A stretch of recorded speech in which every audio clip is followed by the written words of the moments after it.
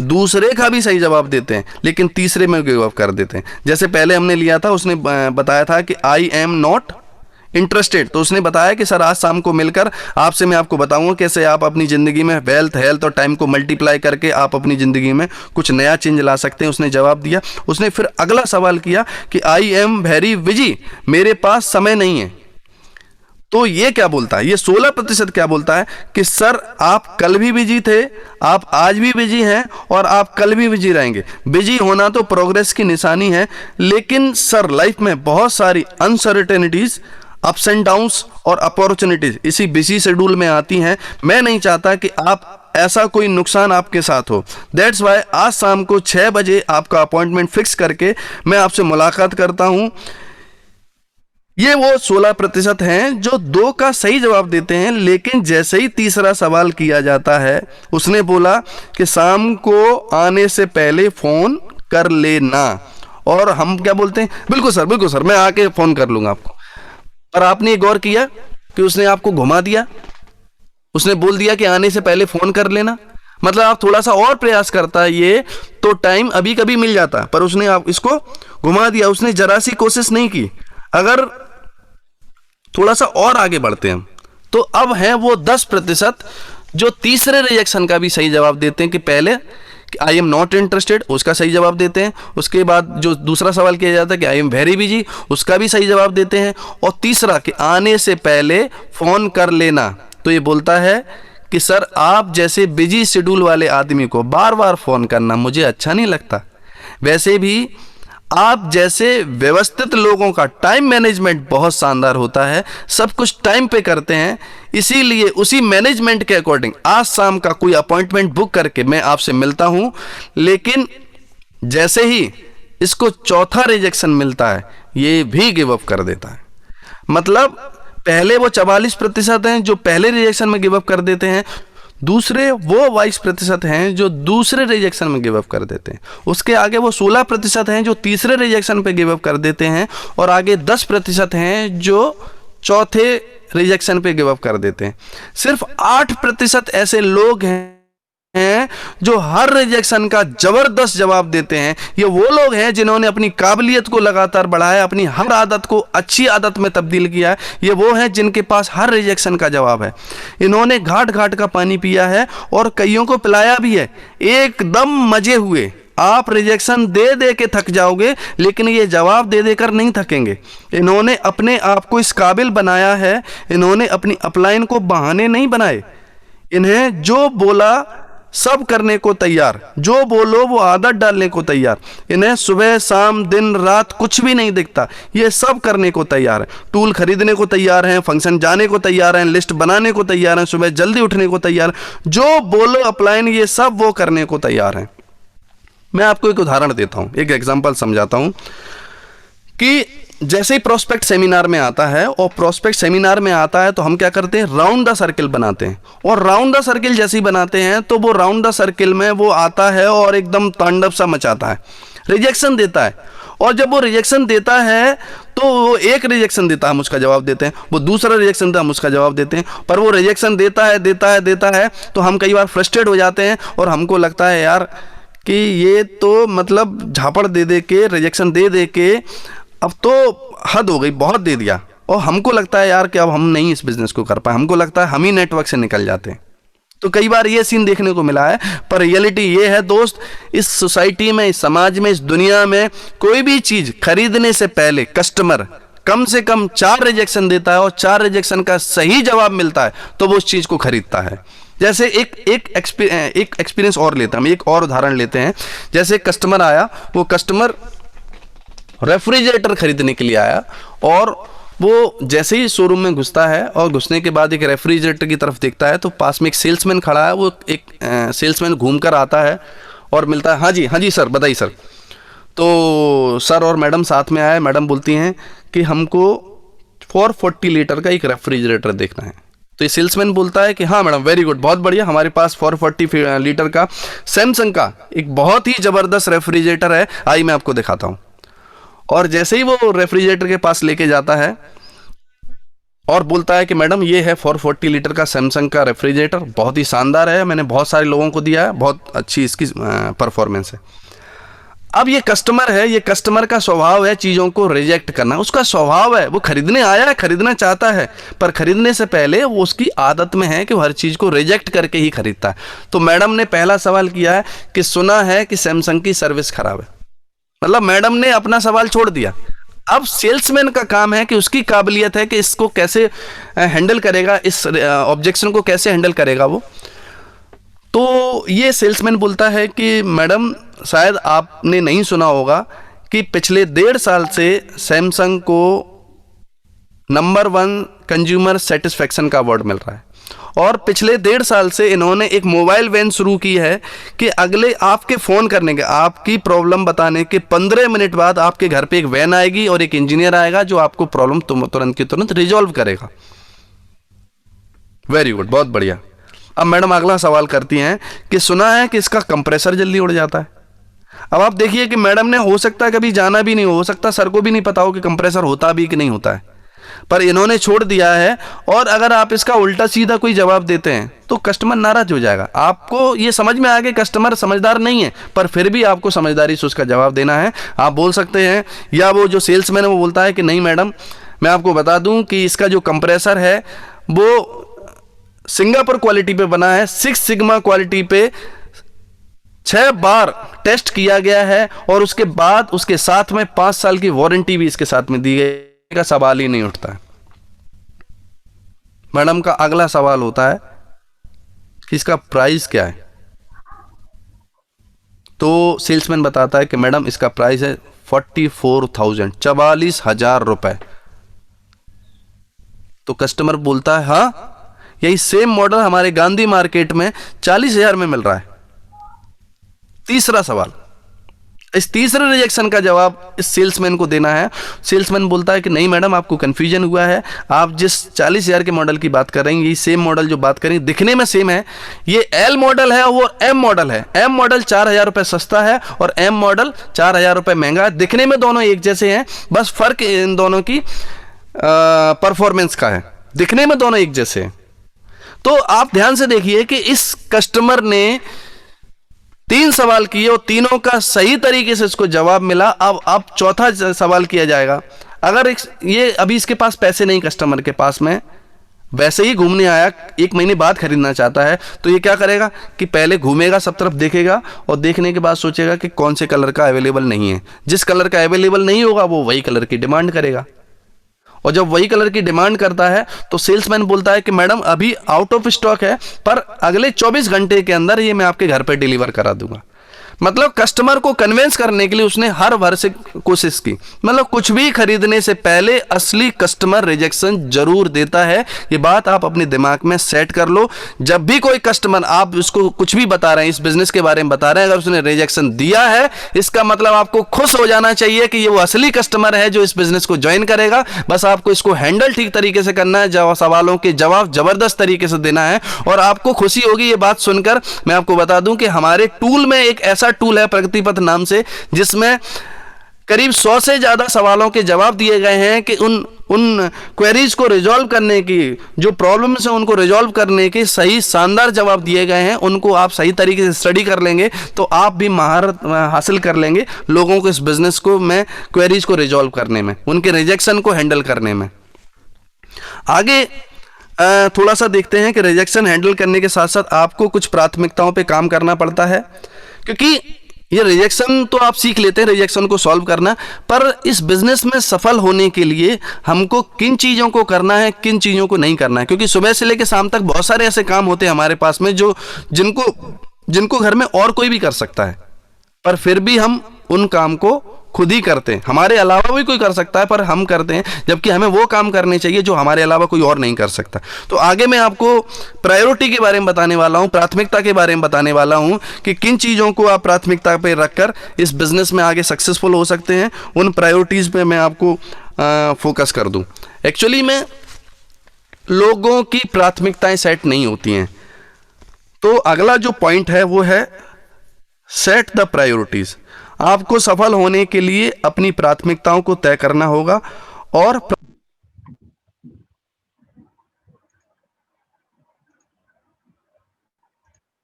चीजों को अपनी प्राथमिकता बनाओ। मैं आपको नहीं आ सकते थे। और अगर आप 3 दिन के लिए चले गए तो लोग कह रहे हैं, बताने वाला हूं कि किन चीजों को आप प्राथमिकता पे रखकर इस बिजनेस में आगे सक्सेसफुल हो सकते हैं। उन प्रायोरिटीज पे मैं आपको फोकस कर दूं। एक्चुअली में लोगों की प्राथमिकताएं सेट नहीं होती हैं। तो अगला जो पॉइंट है वो है सेट द प्रायोरिटीज। आपको सफल होने के लिए अपनी प्राथमिकताओं को तय करना होगा, और प्राथमिकताएं तब तक तय नहीं हो सकती जब तक आपके पास में कोई सपना या ड्रीम नहीं है या लक्ष्य नहीं है। ड्रीम को गोल में कन्वर्ट करने के लिए उस पर डेट डालनी पड़ती है, और जैसे ही आपके ड्रीम पर डेट डल जाती है वैसे ही वह ड्रीम गोल में कन्वर्ट हो जाता है। और एक बार गोल सेट हो गया तो प्रायोरिटी बाय डिफॉल्ट सेट हो जाती है, प्राथमिकता अपने आप सेट हो जाती है। मैं एक उदाहरण से आपको समझाता हूं। जैसे आपका सपना है जॉब छोड़ना, एक एग्जांपल लेते हैं, उदाहरण है। आपका सपना है जॉब छोड़ना, आपको डेट डालनी पड़ेगी। मान लो आपका सपना है कि अप्रैल 2013 में मुझे जॉब छोड़नी है। दिसंबर 2012 भी चल रहा है और अप्रैल 2000 मतलब अगले 4 महीने मुझे जॉब छोड़नी है। मैंने डेट डाल दी तो ये मेरा लक्ष्य हो गया कि अप्रैल 2013 में मुझे ये इस जॉब को रिजाइन करना है। अब मुझे जॉब छोड़ने के लिए जो काम जरूरी है वह करना है, वह मेरी प्राथमिकता होना चाहिए, ना कि किसी के बर्थडे में जाना मेरी प्राथमिकता होना चाहिए। पर लोग ऐसा करते हैं। बिल्कुल सही कहा आपने, लेकिन लोग ऐसा नहीं करते हैं। डायमंड बनने के लिए जो काम करने चाहिए वो उनकी प्राथमिकता नहीं होते। उनकी प्राथमिकता तो बर्थडे में जाना होता है। क्यों? क्योंकि अगर बर्थडे में नहीं गए तो लोग बुरा मान जाएंगे। मुझे एक बात बताइए, आपका गोल लोगों को अच्छा लगाना है या जॉब छोड़ना है? जैसे मैं बात करूं, सचिन तेंदुलकर ने गोल बनाया कि उसको इंडियन क्रिकेट टीम में आना है, तो उसने अपनी प्राथमिकताओं पे काम किया होगा या लोगों की शादी और बर्थडे में गया होगा? आपको क्या लगता है? उसके रिश्तेदारों ने बुरा नहीं माना होगा? उसके दोस्त नाराज नहीं हुए होंगे? हुए होंगे। आप लोग इतने समझदार तो हो गए हैं कि शादी और बर्थडे में नहीं जाना चाहते, परंतु फिर भी जाते हैं। क्यों? क्योंकि कुछ लोगों को लगता है कि लोग क्या कहेंगे। अरे लोग कुछ नहीं कहेंगे। अगर आप 1 दिन के लिए चले जाओगे तो लोग कहेंगे 1 दिन के लिए क्यों आए, 3 दिन के लिए नहीं आ सकते थे? और अगर आप 3 दिन के लिए चले गए तो लोग कहेंगे कि 3 दिन के लिए आ गए, फ्री हो क्या, फालतू हो क्या? तो लोग तो कुछ ना कुछ कहेंगे, क्योंकि लोगों का काम क्या है? कहना। लोग कहेंगे कि मैं तो तुम्हारी शादी में नहीं आऊंगा, लेकिन मैं तो ये कहूंगा ना कि पागल, मेरी तो शादी हो गई है। तो वो कहेगा तुम्हारी हो गई तो क्या, तुम्हारे बच्चों की शादी में नहीं आऊंगा? अरे तो क्या गारंटी है कि 20 साल बाद मेरे बच्चे की शादी होगी, तब तक तुम रहोगे या नहीं रहोगे? और ये भी और नहीं पता है कि मैं जाऊंगा कि नहीं जाऊंगा। कल को मेरा बेटा आए और बोले कि पापा मैंने तो शादी कर ली, तो मैं अपने गोल को छोड़कर 20 साल बाद वो मेरी शादी में आएगा नहीं आएगा, मैं शादियों में लग जाऊं, इतना पागल तो मैं हूं नहीं। और जब आप ऊंचाई पर पहुंच जाते हैं तो बहुत लोग आपके बर्थडे में आना चाहेंगे, आपकी शादी में आना चाहेंगे। इतिहास गवाह है कि जब जब आपने लोगों के बुरा मानने की चिंता की या उन्हें साधने की कोशिश की, वो बुरा मानते ही रहे। अगर लोग इस चीज पर बुरा नहीं मानेंगे तो वो किसी और चीज पे बुरा मान जाएंगे। मैंने तो अपने एक रिश्तेदार को बोल भी दिया था कि क्या हमारा रिश्ता इतना कमजोर है जो इस बात पर टूट जाएगा? और अगर मान लो मैंने आपकी इस बात पे आपको साथ भी लिया तो कल दूसरी बात पे ये रिश्ता टूट जाएगा। देखिए, मेरी भावनाएं गलत नहीं है, मैं आना चाहता हूं आपकी शादी में, लेकिन इस समय मेरा लक्ष्य, मेरी प्राथमिकता कुछ और है।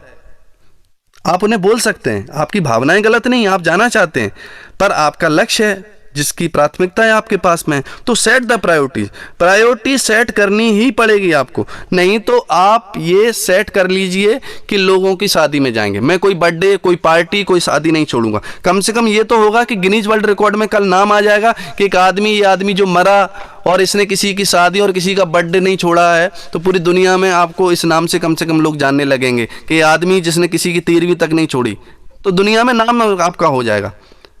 मुझे क्या है, ये बीच वाला मामला पसंद नहीं है, झोल झाल वाला मामला पसंद नहीं है। ये भी कर लो, वो भी कर लो, इसे भी साध लो, उसे भी साध लो। अरे कुछ सत्ता नहीं है। आपने वो कहावत सुनी होगी, एक साधे सब सधे और सब साधे सब जाएं। जीवन में एक लक्ष्य होना चाहिए और उस लक्ष्य की प्राथमिकताएं। कुछ लोगों को लगता है कि मुझे ये पसंद नहीं है, मुझे वो पसंद नहीं है, मुझे ये अच्छा नहीं लगता, मुझे वो अच्छा नहीं लगता। अरे सफल लोगों की पसंद नापसंद उनके गोल के अधीन होती है, मन के अधीन नहीं। तो दोस्त, पसंद नापसंद छोड़कर सबसे पहले ये देखो कि जिंदगी में चाहिए क्या, और जो चाहिए उसे क्या करके आप हासिल कर सकते हो, उन चीजों को अपनी प्राथमिकता बनाओ। मैं आपको एक तरीका बताता हूं, अर्जेंट और इंपॉर्टेंट। आप एक टेबल बनाइए, जब भी आपको दिन में कोई काम करने पड़े तो आप वो काम करिए जो अर्जेंट भी है और इंपॉर्टेंट भी। मान के चलो कि मुझे किसी की शादी में जाना है, तो सबसे पहले ये देखो कि इस आदमी की शादी में जाना अर्जेंट है और इंपॉर्टेंट है, ये दोनों है या नहीं। अगर अर्जेंट है और इंपॉर्टेंट नहीं है तो कोई और भी जा सकता है, और अर्जेंट नहीं है इंपॉर्टेंट है तो भी कोई और जा सकता है। सिर्फ एक ही सिचुएशन में आपको ध्यान देना है कि अर्जेंट भी है और इंपॉर्टेंट भी है, कि आपके बगैर शादी में जाए बगैर काम नहीं चलेगा, या कुछ ऐसी चीजें हैं, कुछ पैसे लेकर शादी में पहुंचना है, आपके बगैर शादी टूट सकती है। तो आपको हमेशा अर्जेंट और इंपॉर्टेंट दोनों चीजों पे टिक करके, अर्जेंट भी नहीं है इंपॉर्टेंट भी नहीं है बिल्कुल नहीं करना, अर्जेंट है इंपॉर्टेंट नहीं है तब भी नहीं करना, अर्जेंट नहीं है इंपॉर्टेंट है तब भी नहीं करना। हमेशा तब करना है कि जो चीज अर्जेंट भी है और इंपॉर्टेंट भी है, आपकी प्रायोरिटी में ये चीज आ जानी चाहिए। शादियों में जाना इंपॉर्टेंट भी है और अर्जेंट भी है तो जरूर जाओ। जैसे बच्चों के साथ आइसक्रीम खाना, पिक्चर देखना, टीवी देखना, अर्जेंट भी और इंपॉर्टेंट भी है ना, है इंपॉर्टेंट। देखो फिर भी लोग करते हैं। हमारे दिमाग में एक जबरदस्त फिल्ट्रेशन पावर होती है जो हमारी प्राथमिकताएं सेट करने में हमारी मदद करती है, इसको बोलते हैं फिल्ट्रेशन पावर।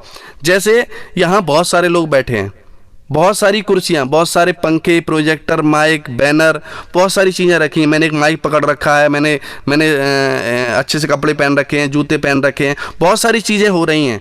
पर क्या आपको ये सब चीज़ें दिखाई दे रही हैं? नहीं, आपको सिर्फ मेरे होंठ हिलते हुए दिखाई दे रहे हैं। क्यों? क्योंकि अभी आपकी प्राथमिकता है मुझे सुनना, ना कि इस हॉल में जो चीज़ें रखी हैं। यहाँ हैं बहुत सारी चीज़ें, ये सब चीज़ें आपकी लाइफ में, जैसे पंखा है तो आपको ठंडी हवा दे रहा है, सारी चीजें चल रही हैं, कुछ प्रॉब्लम भी हैं, कुछ चीजें अच्छी भी हैं, कुछ बुरी भी हैं, पर आपका इन चीजों पे फोकस नहीं है। आप ये चीजें यहाँ होते हुए भी आपको दिखाई नहीं दे रही हैं क्योंकि आपका फोकस नहीं है। इसे बोलते हैं फिल्ट्रेशन पावर। इसका इस्तेमाल करिए। इसलिए बोलते हैं कि सेट द प्रायोरिटी। और इन सब की एक लाइन में अगर डेफिनेशन कोई दी जा सकती है तो वो है सुनियोजित लापरवाही, मतलब वेल प्लान केयरलेसनेस। अगर लापरवाह हैं तो नहीं चलेगा, लेकिन आप वेल प्लान लापरवाह हैं तो चलेगा। जैसे मैं अपने कैरियर के बारे में आपको बताऊं, जब मैंने शुरू किया था इस बिजनेस को तो मैं एक रेंट पे रहता था। एक 900 रुपये का रूम था जहाँ मैं रहता था। तो उस रूम की हालत ये थी कि मैं पहले फ्लोर पे सोता था, तो नीचे बहुत गंदा होता था, बार बार साफ़ करना पड़ता था। तो मैं एक पलंग लेकर आ गया था।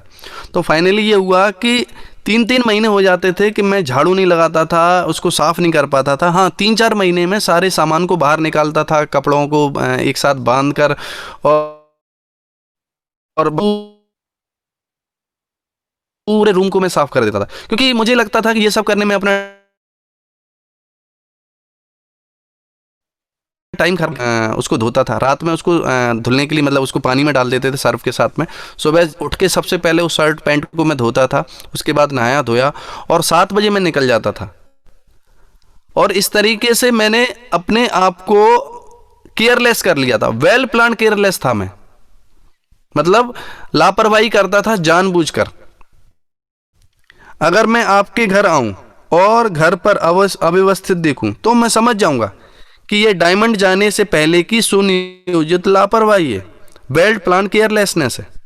और अगर घर जमा जमाया दिखे, इसका मतलब आप समझ सकते हैं, लोग बोल सकते हैं कि ये क्या पागलपन है। मुझे भी लोगों ने बोला ये सब अनसिस्टमेटिक पड़ा हुआ है। हाँ, ये सब अनसिस्टमेटिक मैंने सिस्टमेटिक प्लान करके किया है। घर वाले बोलते हैं ये समय पर खाना नहीं खाता,